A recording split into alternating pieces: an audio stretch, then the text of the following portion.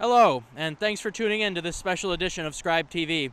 I'm your host, Ryan Zunner, and this is Scribe TV on location. Behind me is the former Bethlehem Steel Plant. On Wednesday, November 9th, just a little over 1 month ago, it was the site of one of the largest fires we have seen in the western New York area. The former steel plant, for the past several years, has been used as a site to store recyclable plastics and for other storage materials. While the cause of the fire may still be under investigation, we still are left with many unanswered questions tonight. Many of them include the effects that nearby residents here may face as a result of environmental implications. The DEC, we requested comment from them, and they have not gotten back to us, and it has been several weeks.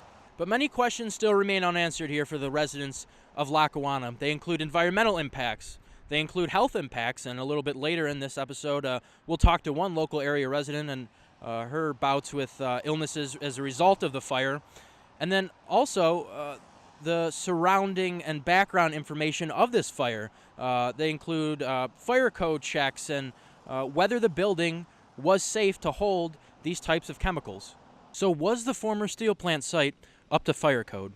Local journalists have sent in numerous Freedom of Information Law requests. That's the state law that allows journalists and members of the public to request public documents from their municipal governments. These journalists sent these requests in to both Lackawanna City Hall and the Lackawanna Fire Department. What these reporters got, however, was pure silence. Officials violated the Freedom of Information Law by not even responding to the requests made by the reporters within the allotted 5 business day window. Finally, just a few days ago, city officials released those crucial fire inspection reports. Shortly after the fire, they indicated that the site was just inspected 2 months ago in September, but these newest reports released indicate that that is not true. The site was last inspected 2 years ago. Not only that, the reports are incomplete. The sections listing the presence of sprinkler and fire detection equipment left completely blank, just like the communication between city officials and local residents. The morning of, I had planned on sleeping in because I was up late the night before watching the elections. And when I woke up, my mother was screaming, like, Rosalie, come down here, come down here. And I'm thinking, well, I know I'm not late for anything. So, I come down thinking, why is she freaking out? And we see just this huge black cloud of smoke coming out from the houses across the street from us. And then we start hearing explosions and like banging sounds. And, my mom says, well, we all got to go to work. And if you're just going to go back to bed, like, just keep the phone with you in case we need to evacuate or something. I keep hearing these explosions and they're getting more, louder and more often. So I get really freaked out about it. And so I go and I grab my dog and I pack up all my stuff and I get in my car and I drive to my aunt's house.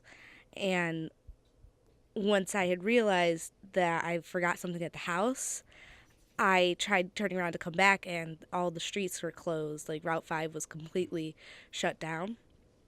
So I ended up having to just live without it and stay at my aunt's house for a while. So I had spent that night in my house. And when I woke up the next day, so the day after the fire, you could smell it in my house, like fumes or something. And the air around my house was really foggy. Like the cloud of smoke had completely consumed my neighborhood. And it smelled awful for like a few days. And eventually the smell went away and they still said that there was, nothing wrong. It wasn't toxic. You'll be fine. But I started feeling sick. I decided to go to the doctor just to be safe. And sure enough, my doctor gave me chest x-rays and I had pneumonia. So I had spots all over my lungs and soot in my lungs. And I was coughing up black stuff for days and I was out of work for about a week. Just like really, really bad.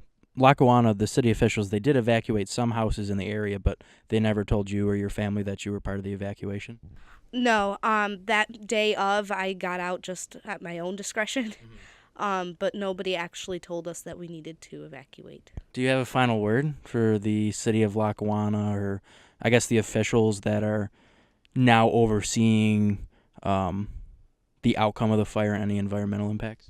I think I'd say that for like future reference, I would tell them like that, when something like that happens, you shouldn't really take the chance, and you should really evacuate anyone in the area. I mean, I understand that their priority was the people that were directly next door or across the street, but the smoke was so big, like the impact was so big that it spread much farther than that, and I think that they should have evacuated because it could have prevented my pneumonia. So. And you're definitely not alone. There's a lot of people that are dealing with respiratory issues and stuff like that. The owners of the Bethlehem, or the current site of the Bethlehem Steel Plant, obviously it's not owned by them anymore, have said that they're going to pay for cleanup costs, but nothing having to do with any sort of health issues. Was your house affected at all with any like physical damage or anything like that? No, not significantly. There was some debris, like ashes, but nothing significant. It has been clear throughout this whole investigation and this whole Scribe TV special that the fire at the former Bethlehem Steel Plant still leaves many questions unanswered for many local residents, and the effects will be felt for the near future. Reporting on location in Lackawanna, New York, Ryan Zunner, Scribe TV. Thank you.